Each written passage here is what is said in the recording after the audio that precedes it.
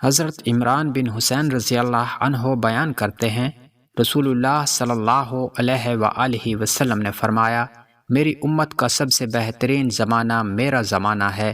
پھر ان لوگوں کا جو ان کے بعد آئیں گے، پھر وہ جو ان کے بعد آئیں گے، پھر ان کے بعد ایسے لوگ آئیں گے جو گواہی طلب کیے بغیر گواہی دیں گے، وہ خیانت کریں گے اور ان پر اعتماد نہیں کیا جائے گا،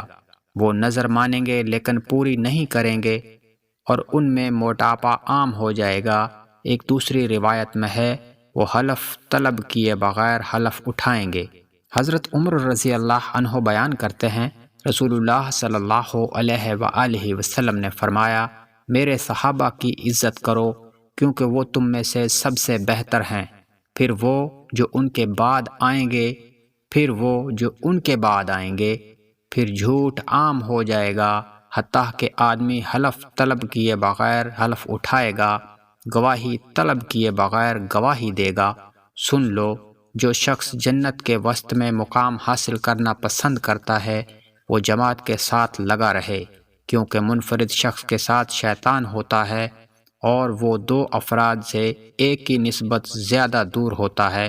اور کوئی آدمی کسی عورت کے ساتھ خلوت اختیار نہ کرے کیونکہ تیسرا ان کا شیطان ہوتا ہے، اور جس شخص کو اس کی نیکی خوش کر دے اور اس کی برائی اسے بری لگے تو وہ مومن ہے۔